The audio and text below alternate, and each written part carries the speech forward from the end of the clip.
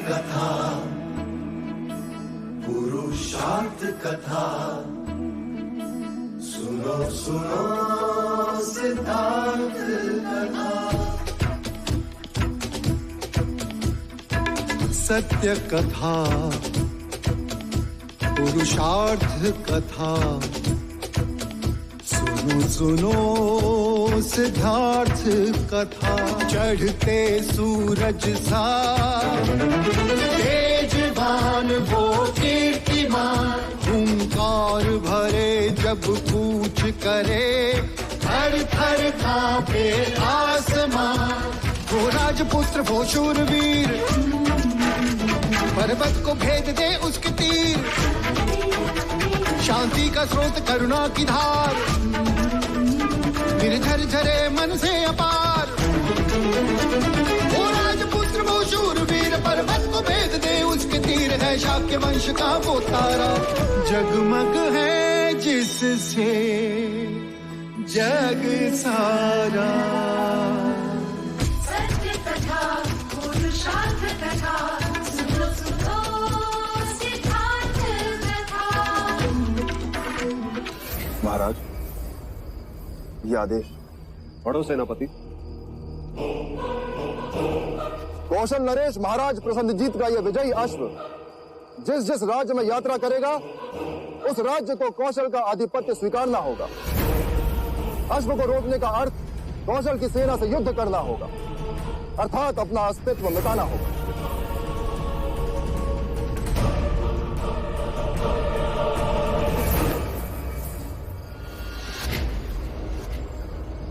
कौशल नरेश महाराज प्रसन्नजीत की, महाराज प्रसन्नजीत की, महाराज प्रसन्नजीत की, महाराज प्रसन्नजीत की, महाराज प्रसन्नजीत की, महाराज प्रसन्नजीत की, महाराज प्रसन्नजीत की, महाराज प्रसन्नजीत की, महाराज प्रसन्नजीत की।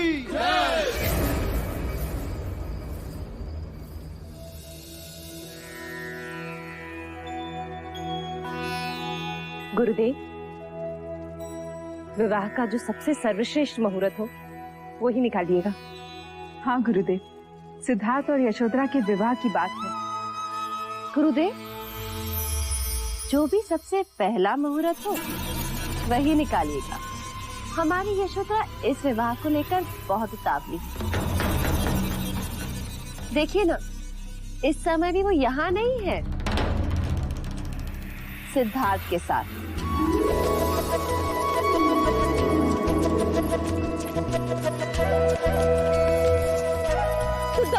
क्या कर रही हो बेटा?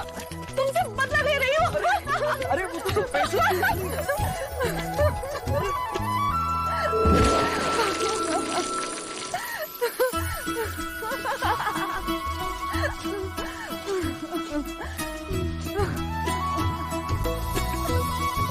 विवाह का शुभ मुहूर्त आज से 7 दिन बाद पूर्णिमा को ही है। बधाई हो, बधाई हो, बधाई बधाई हो महाराज, बधाई हो, बधाई हो दीदी, बधाई बधाई हो, बधाई बधाई हो महाराज, बधाई बधाई। अनुज, आज कपिल वस्तु नगर में मिठाइयां बांटो, बजाओ गगन ढोल, घोषणा करो कि कल से 7 दिनों तक सारा कपिल वस्तु और देवदा विवाह के बाराती होंगे। अवश्य। ऐसा आमंत्रण तैयार करो कि भारत वर्ष का कोई भी राजा युवराज के विवाह में आने का लालच रोक न सके।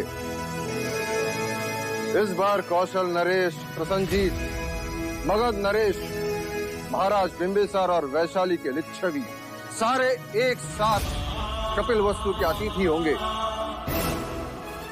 बधाई हो।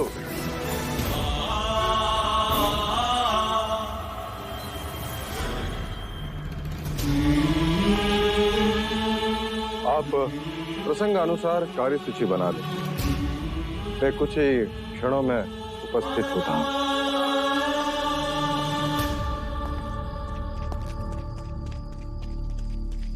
महाराज, गुप्तचर आर्यक का प्रणाम स्वीकार करें। आर्यक, क्या समाचार? महाराज, समाचार अशुभ है। कौशल नरेश प्रसन्नजीत ने अश्वमेध यज्ञ पूर्ण कर लिया और प्रयत्न पूर्वक उस अश्व को शाक्य गणराज की ओर धकेला जा रहा है। कोई पर्याय? केवल दो, या उनके आधिपत्य को स्वीकार करें या फिर युद्ध। तो फिर युद्ध ही होगा। अपने गुप्तचरों को चौका न करो और उनके अश्व की दिशा पर हर समय दृष्टि बनाए रखो।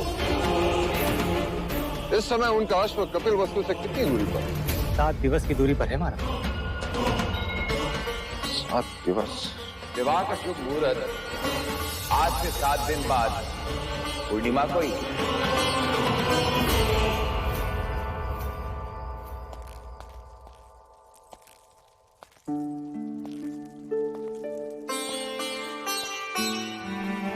कुछ ही देर में उपस्थित होता हूँ कहकर आप अचानक कहाँ चले गए भैया? हम सब कब से आपकी राह देख रहे थे। हमने तो सिद्धार्थ के विवाह की सारी तैयारियां भी कर ली हैं। हाँ भाई महाराज, इतनी तैयारियां हो चुकी है कि यदि वो दोनों यहाँ होते तो कदाचित हम उनका विवाह ही करा देते।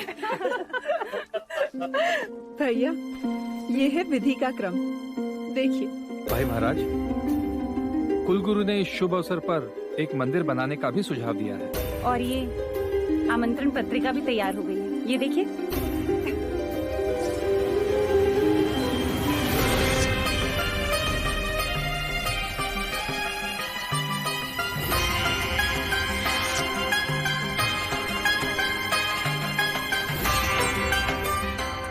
देव, आमंत्रण विवाह का नहीं, युद्ध का होगा। स्वागत के स्वर नहीं, युद्ध के नगाड़े बजेंगे।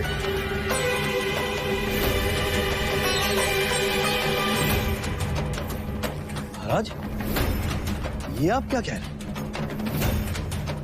कौशल नरेश प्रसन्नजीत ने अश्वमेध यज्ञ किया है और वह अश्व शाक्य गणराज की ओर आ रहा है। राजा दंडपानी, हमें विवाह स्थगित करना होगा।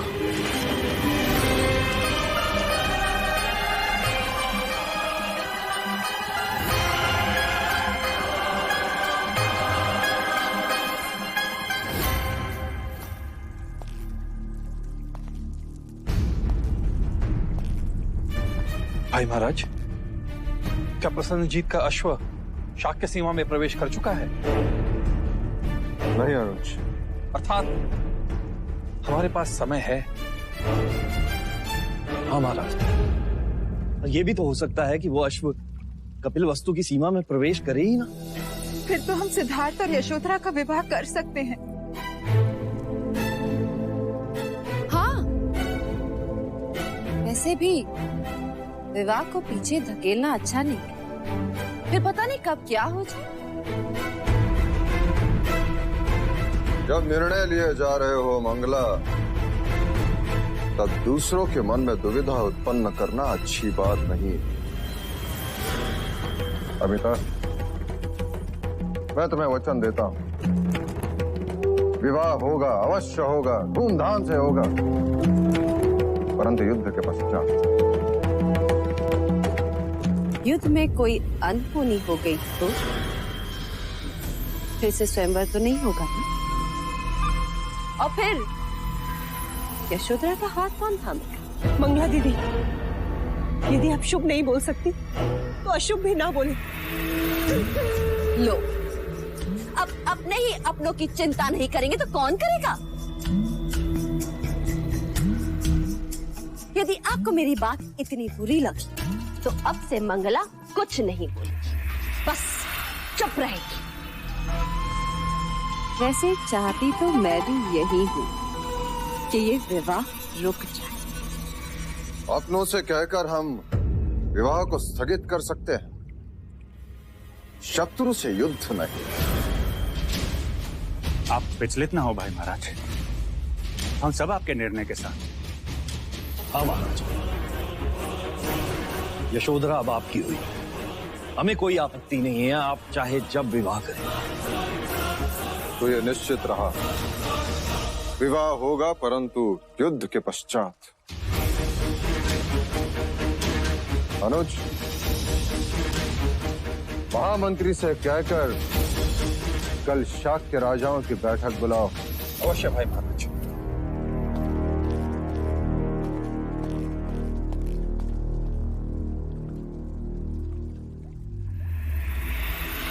अब तो श्रीफल चढ़ाने ही पड़ेंगे।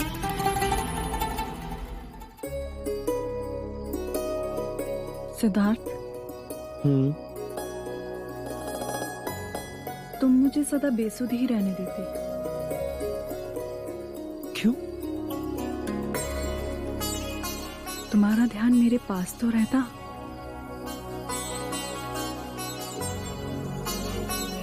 मैं तुम्हारे पास ही हूँ गोपा। पर ध्यान वो कहाँ है? वो तो कभी किसी पंछी के पीछे, कभी किसी सितारों के साथ, तो कभी किसी ब्रह्मांड में। ना जाने कहाँ कहाँ खो जाते हो।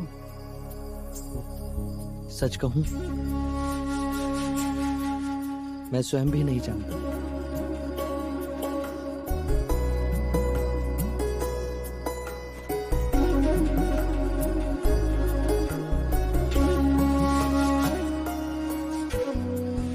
ये क्या कर रही हो? स्वयं को तुमसे बांध रही हूँ। क्यों? कहीं मेरी आंख लग गई और तुम चले गए तो? लो, अब गांठ बांध ली है। अब तुम 7 जन्मों तक मेरे साथ ही रहोगी।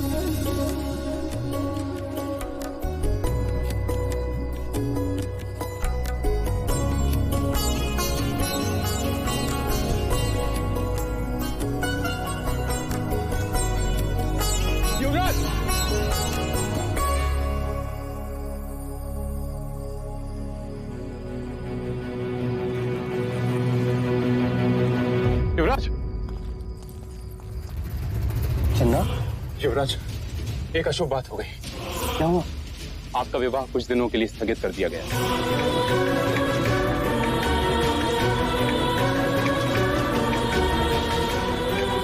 पर क्यों? क्योंकि प्रसन्नजीत ने अश्वमेध यज्ञ कर अश्व को छोड़ दिया। कपिल वस्तु में अश्व के आते ही युद्ध होगा।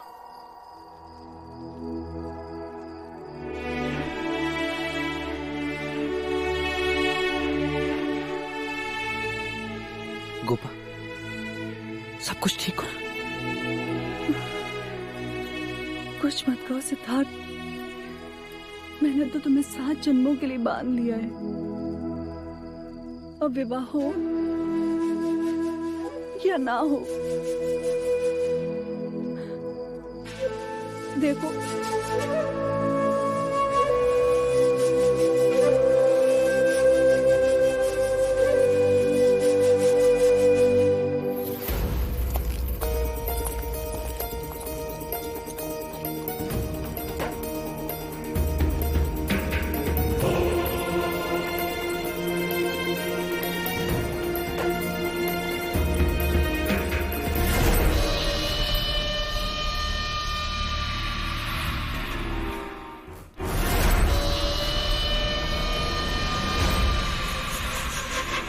मेरा रास्ता छोड़ो। कैसे छोड़ दूं? रास्ते में तुम जो मिल गई हो, तुम्हें कैसे छोड़ दूं? मुझे तो लगा था कि अब तुम कभी मेरे सामने नहीं आओगे। क्यों? स्वयंवर की पराजय ने मुझे काला कर दिया है तुम्हारा। माना कि मैं स्वयंवर में पराजित हुआ, परंतु मेरा भाग्य पराजित नहीं हुआ है अभी। अर्थात स्वयंवर के बाद ना तो कौशल से युद्ध का ये शुभ समाचार मिलता, ना तुम्हारा विवाह रुकता, और ना मुझे ये सुनहरा अवसर मिलता। कैसा अवसर? युद्ध में शत्रु पे उठी हुई तलवार के बीच कोई अपना भी तो हो सकता है।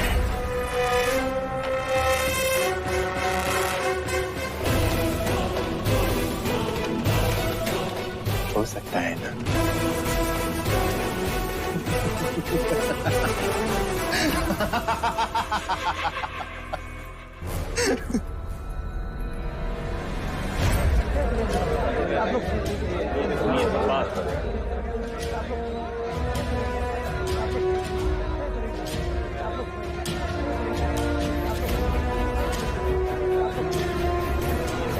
शांत हो जाइए, शांत हो जाइए।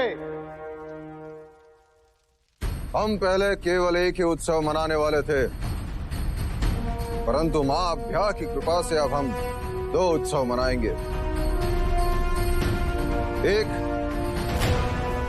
प्रसन्नजीत को पराजित करने का और दूसरा सिद्धार्थ के विवाह का। वैसे आप सारी परिस्थिति से अवगत हैं। यदि प्रसेनजीत हमारी देश की ओर देखेगा तो उसे मुंह की खानी पड़ेगी। हमें एक होकर युद्ध करना होगा और उसके अश्व को रोकना होगा। और उसके अश्व को ना रोका तो उसका अर्थ यह होगा कि हमने कौशल का आधिपत्य स्वीकार कर लिया। हमारे पास केवल 2 ही पर्याय है, कौशल का आधिपत्य स्वीकार करे अथवा उनसे युद्ध करे। महाराज, कौशल हमसे अधिक शक्तिशाली है, उसके पास हमसे अधिक शस्त्र है, अधिक सैन्य है और अधिक अश्वबल भी महाराज। परंतु हमारे जैसा साहस नहीं। हमारा एक एक शाक्य योद्धा उनके 10-10 योद्धाओं पर भारी है। मेरा प्रस्ताव है कि हम सबको शांत होकर इस पर विचार करना चाहिए। महाराज, यदि हम प्रसन्नजीत की मित्रता स्वीकार लें तो मित्रता या पराधीनता? नहीं चलेगा। शांत हो जाइए, शांत हो जाइए। महाराज, इससे हम धन और जान की हानि होने से बच सकते हैं। यदि वो हमारे अपने प्रदेश में हमारा अधिकार सुरक्षित रखता है तो इसमें हमें आपत्ति क्या होनी चाहिए? बलशाली मित्र कौन नहीं चाहता महाराज? अर्थात मित्रता के नाम पर हम उनके दास बन जाए। ये मत भूलिए राजा दंडपानी, शाक्य देश एक आदर्श गणराज्य है और उस पर कोई और राज्य करे ये स्वप्न भी नहीं होने देंगे हम। नहीं होने देंगे। क्या आपको युद्ध से भय लग रहा है राजा दंडपानी?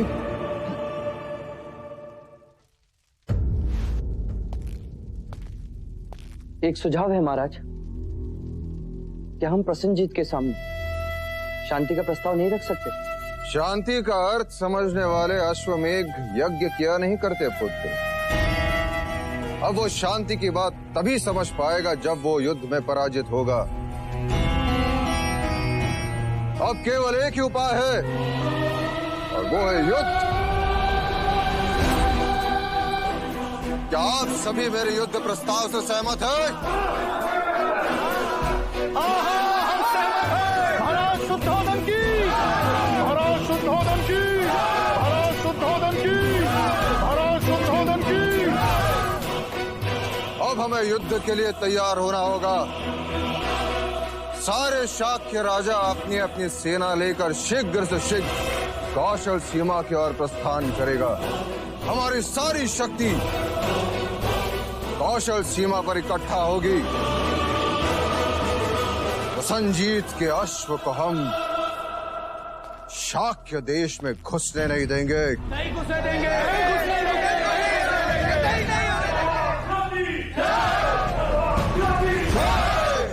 शाक्य कुल की, शाक्य कुल की।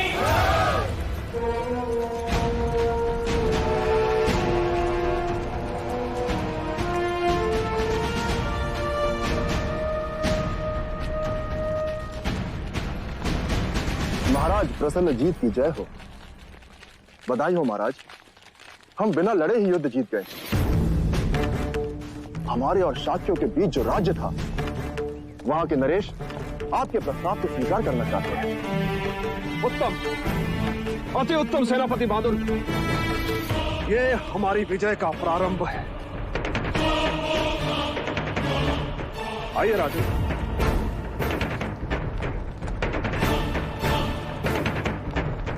क्या आपको कौशल का आधिपत्य स्वीकार है? जी महाराज।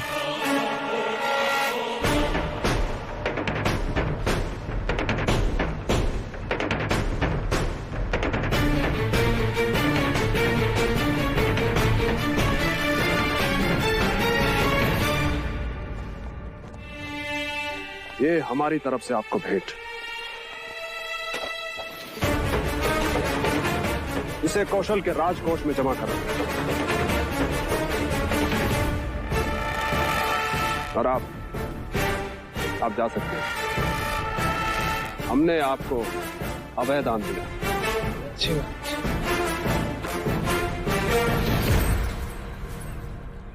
मुझे ऐसे छोटे छोटे राज्य नहीं, बड़ा देश चाहिए। हमारा अगला लक्ष्य है शाक्य देश, कपिलवस्तु। महाराज, शाक्यों को पराजित करना इतना सहज नहीं है।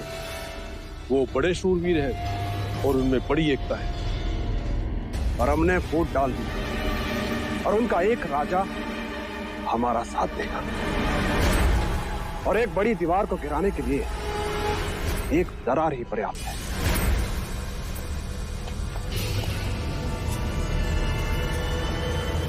गुप्तचर, हमारा ये संदेश उस राजा तक पहुंचा दो। वो अपनी सेना को जो दोधन की सहायता के लिए नहीं भेजेगी। हाँ, उनसे कहना कि कौशल का साथ देने पर हम उनसे अच्छी तरह से मित्रता निभाएंगे। जी महाराज।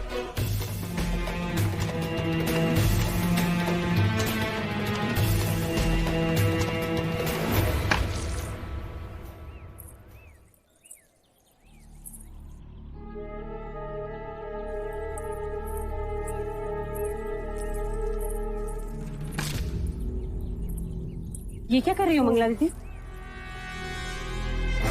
इतने सारे श्रीफल? पूरे 10 सैकड़े। पर किस? क्योंकि इतने जाप जो करने हैं। जाप? पर क्यों? जो काम आपको करना चाहिए महादेवी, वो मैं कर रही हूँ। मानो आई बला को टाल रही हूँ। इतना बड़ा अपशगुन है कपिलवस्तु के लिए। अपशगुन? कैसा अपशगुन? शाक्य कुल की औरतें बातें करने लगी। मुझे अच्छा नहीं लगा, परंतु क्या करूं? इतना नाम लेने से भी डरती हूँ।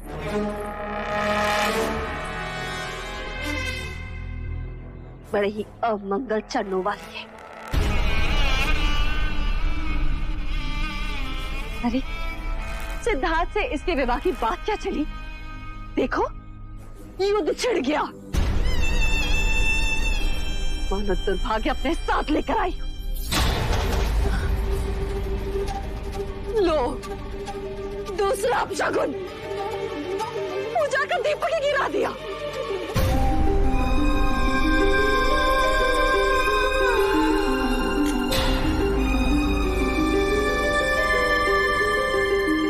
यशो,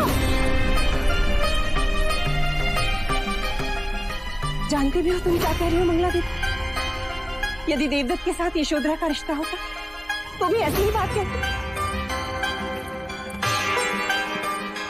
केवल बात ना करते, रिश्ता तोड़ के दिखा देती। दया आती है तुम्हारी सोच पे मंगला दीदी। कल तक जिसका नाम लेकर तुम्हारी जीवा सूख जाती, जिसके साथ अपने पुत्र के विवाह के सपने देख रही, एक ही रात में वह अपवित्र अमंगल अपशगुन हो गई। और नहीं तो क्या महादेवी, हाथ कंगन को तत्पन क्या? देख लो, यशोधरा के पद चिन्ह।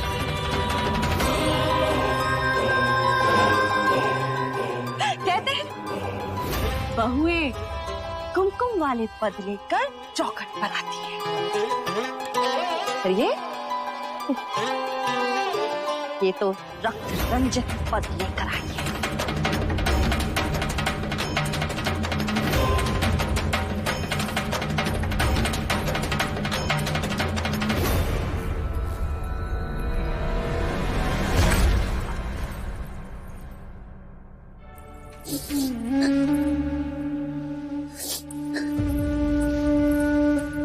यशो, बुआ, आप जो प्रायश्चित कहेंगी मैं करूंगी। मैं नहीं चाहती कि मेरे कारण प्रजा या राज्य पर कोई भी विपदा आए। अगली, ये कैसी बातें कर रही है तू? जिसको जो कहना है वो कहे, पर मेरे लिए तो तू बड़ी भाग्यवान है जो मेरे पुत्र को समझती। और तू देखना, एक दिन यही मंगला दीदी पछताएंगी अपने विचारों पर, जब उन्हें ये पता चलेगा कि हम युद्ध जीते। तो और देखना, इसी चौखट पर वो तेरी आरती उतारेंगे तो मैं उनसे कहूंगी, है मेरी बहू से बड़ा कोई शगुन? वाह,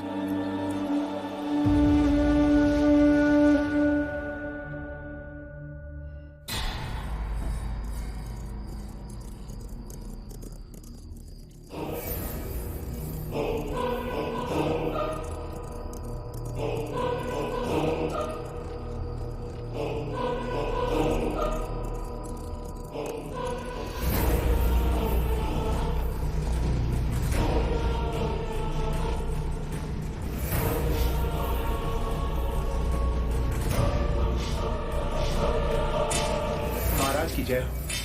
महाराज, एक महत्वपूर्ण सूचना है। कौशल नरेश का अश्व हमारी सीमा में प्रवेश कर चुका है। महाराज प्रसन्नजीत ने आपके लिए गुप्त संदेश भेजा है। महाराज ने कहा है आप उनका साथ देंगे तो वो इच्छा पूरी करेंगे।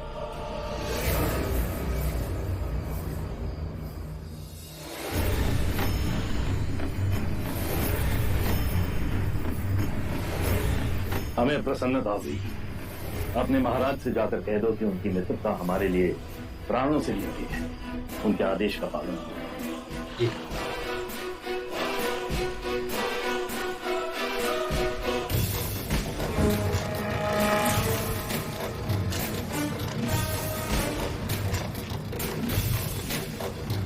महाराज, इस समय इस पहाड़ की इस ढलान पर प्रसन्नजीत ने अपना पड़ाव डाल रखा है। इसका अर्थ यह है कि उन्होंने हमारे सीमा में प्रवेश नहीं किया। पर महाराज, उसका अश्व हमारी सीमा के अंदर है और वो प्रतीक्षा कर रहा है कि किस समय हम उसके अश्व को पकड़ते हैं। भाई महाराज, हमारे सारे शाक्य राजाओं की सेना इस पहाड़ी की दूसरी छोर यहाँ इकट्ठा हो रही है। हमारी सेना कब तक एक हो जाएगी? मात्र 2 दिन में महाराज। और प्रसन्नजीत से हम किस स्थान पर युद्ध करेंगे? हम उसे इस जगह पे चुनौती देंगे। उसका अश्व हम यहाँ पकड़कर बांधेंगे। महाराज, आपको यहाँ नहीं, इस छोटे मैदान के पास सामना करना चाहिए। क्यों? इस मैदान में लड़ने का क्या कारण? यहाँ तो सेना उलझ जाएगी। महाराज, इस छोटे मैदान के चारों ओर ढलान है और यहाँ जाने का सिर्फ एक ही रास्ता है। बाकी सारे रास्ते छोटे हैं और ऊपर से नीचे की ओर। हमारी सेना यहाँ ऊपर होगी और उनके नीचे।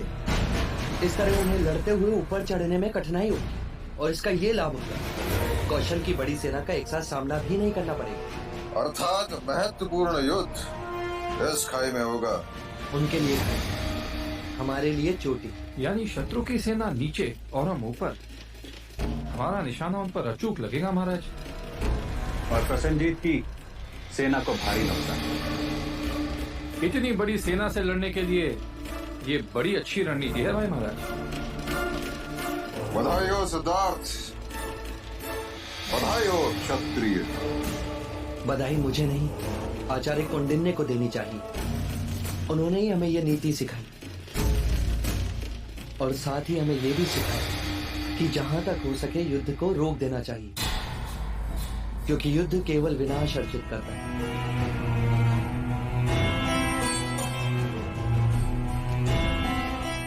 क्या महाराज, हम इस युद्ध को रोक नहीं सकते? सेनापति। जी महाराज। सेना को आदेश दो, कल प्रातः काल हम कूच करेंगे। जी।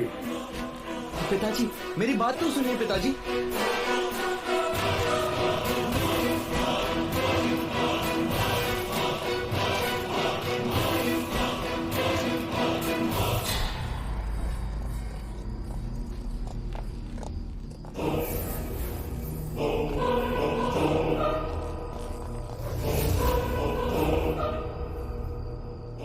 कौन है तो?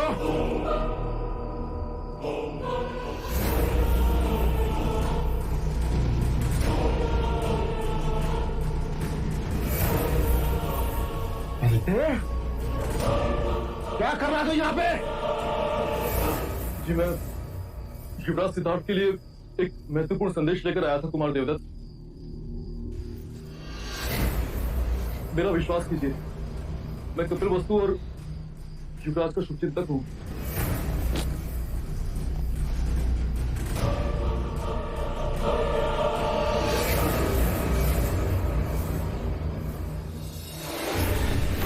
तो कौशल का गुप्तचर राजा दंड पाने के लिए ये महत्वपूर्ण संदेश लाया।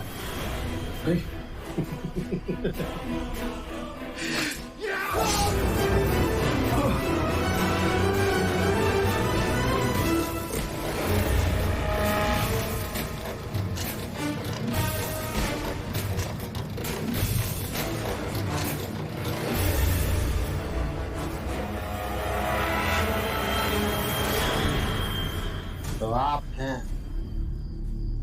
कपिला वस्तु के शत्रु प्रसन्नजीत के मित्र।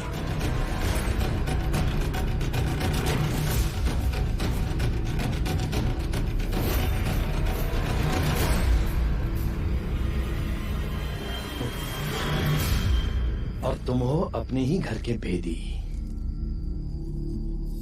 देवदत्त, मैंने तो केवल अपनी महत्वाकांक्षाओं को पाला है, किंतु तुमने और तुम्हारे पिता ने तो कई बार अपने ही भाइयों को मारने का प्रयत्न किया है। क्या हो राजा दंडपानी, यदि ये संदेश मैं महाराज चित्तोधन को दे दूं,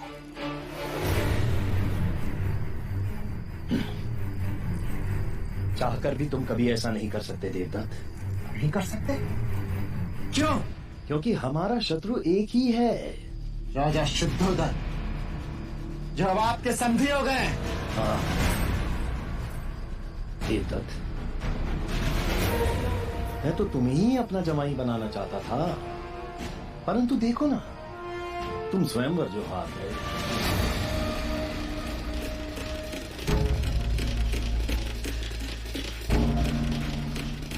देवदत्त,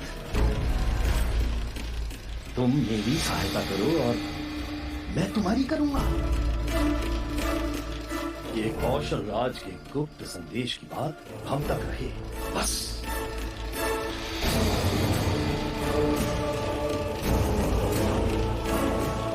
देवदत्त, युद्ध हारने की तैयारी करो। और समझा नहीं? मैं समझाता हूं। कौशल नरेश के जीतते ही शाक्यों के सिंहासन पर मैं बैठूं और फिर यशोधरा तुम्हारी हो।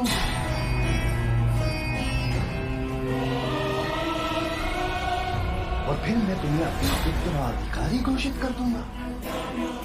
तुम्हें देवदत्त।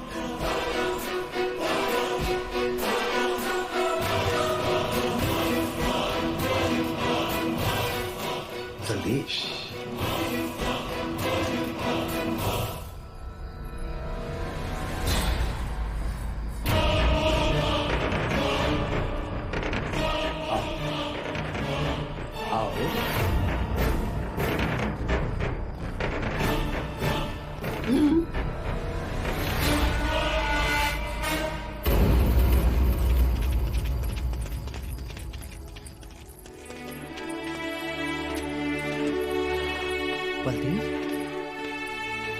बलदेव, क्या हुआ बलदेव? कुछ कहो बलदेव, किसने घायल किया तुम्हें? क्या हुआ बलदेव? क्या हुआ चन्ना? मैंने न रास्ते में घायल पड़ा हुआ देखा तो उठाकर यहाँ ले आया। बलदेव, क्या हुआ बलदेव? कहो। हाँ हाँ बोलो। दंड? किसने दिया तुम्हें दंड? कहो बलदेव, कहो। हाँ, कहो बलदेव, कहो।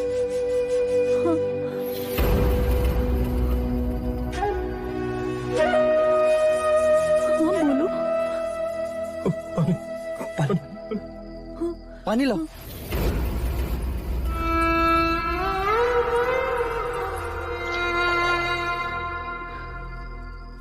पानी पियो।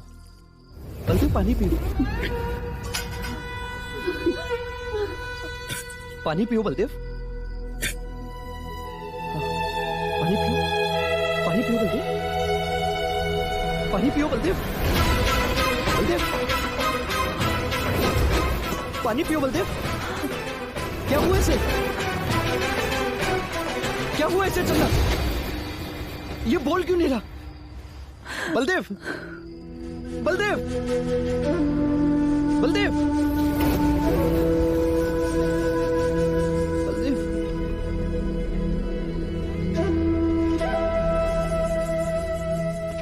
कहो चन्ना क्या हुआ इसे? अब ये कभी नहीं बोले। कभी नहीं बोले अर्थात ये बेसुध है। बलदेव तुम जाओ, जाकर राजवैद्य को बुला के लाओ। जाओ चन्ना, जाकर राजवैद्य को बुला के लाओ। सुध उसे आती है जो बेसुध हो, जिसमें प्राण हो। ये अपने प्राण खो चुका है सिद्धार्थ। नहीं, ये केवल बेसुध है। बलदेव कहो बलदेव क्या हुआ? मैंने इसे अभय वचन दिया, इसे कोई नहीं मार सकता। ये बोलेगा। बलदेव बलदेव कुछ कहो, कुछ कहो बलदेव। युवराज, ना तो इसकी सांसें चल रही हैं और ना ही हृदय गति।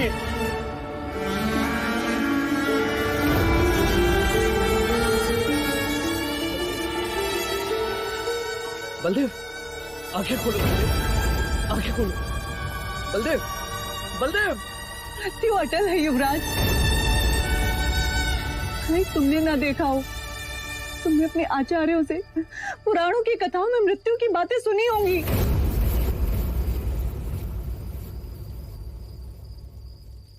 परंतु ऐसे कैसे प्राण शरीर को त्याग सकते हैं? यही जीवन की सच्चाई है सिद्धार्थ। नहीं, युद्ध भूमि में न जाने कितने अपरिचित परिचित शवों को आपको देखना होगा युवराज।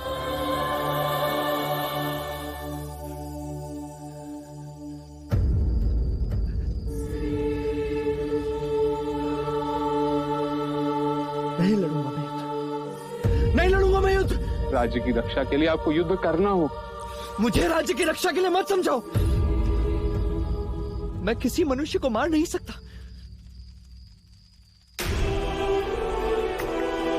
ऐसे कैसे बिना मनुष्य सम्मति के प्राण शरीर को छोड़ सकते हैं? नहीं लड़ूंगा मैं, नहीं लड़ूंगा। अब इस वस्तु की आशाएं हैं आपसे, आपको युद्ध लड़ना होगा। मैं युद्ध नहीं लड़ूंगा, नहीं करूंगा युद्ध, चाहे कुछ भी हो जाए। तुम्हें जाना होगा। नहीं जाऊंगा मैं किसी की हत्या नहीं कर सकता। युद्ध का अर्थ केवल शत्रुओं को मारना नहीं होता, अपनों को बचाना भी युद्ध का एक हिस्सा है। तो मैं युद्ध नहीं लड़ूंगा, मैं युद्ध होने भी नहीं दूंगा। मैं युद्ध को रोकूंगा, रोकूंगा मैं युद्ध को। युवराज, तुम सब मुझे अकेला छोड़ दो, अकेला छोड़ दो मुझे, अकेला छोड़ दो। युवराज कहाँ जा रहे हैं आप? युवराज जाने दो चलना उसे। इन्हें रोकिए। इस समय उनके किसी भी प्रश्न का उत्तर नहीं दे सकते हम, न ही उन्हें समझा सकते हैं और न ही वो समझ पाएंगे। केवल एक ही उपाय है, इन्हें एकांत में छोड़ दो।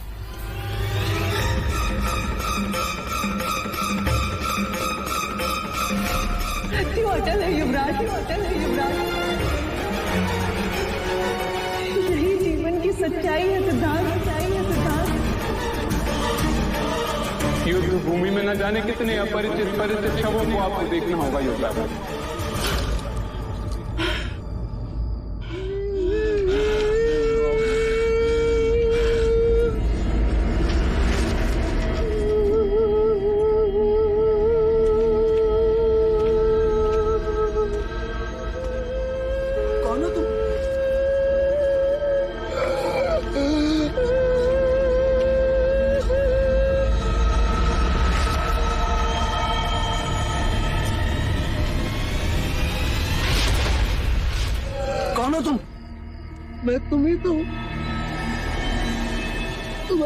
की भावना, माया, करुणा, दया, और मैं तुम्ही में छुपा हुआ तुम हूं।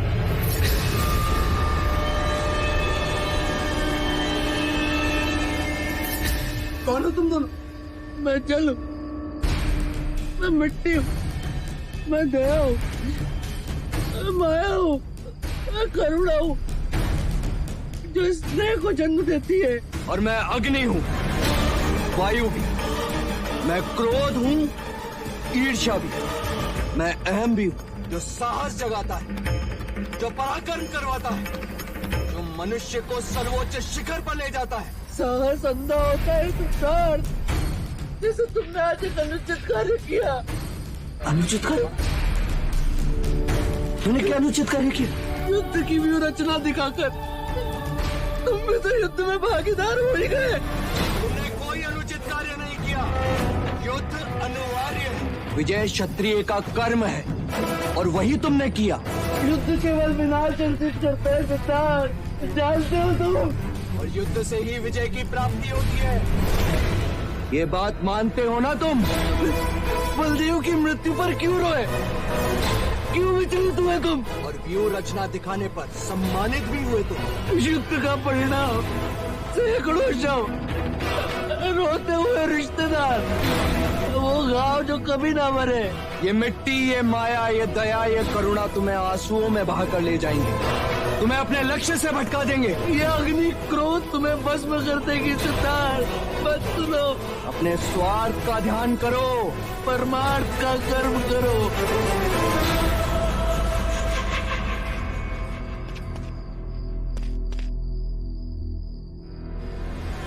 सत्य कथा, पुरुषार्थ कथा, सुनो सुनो सिद्धार्थ कथा।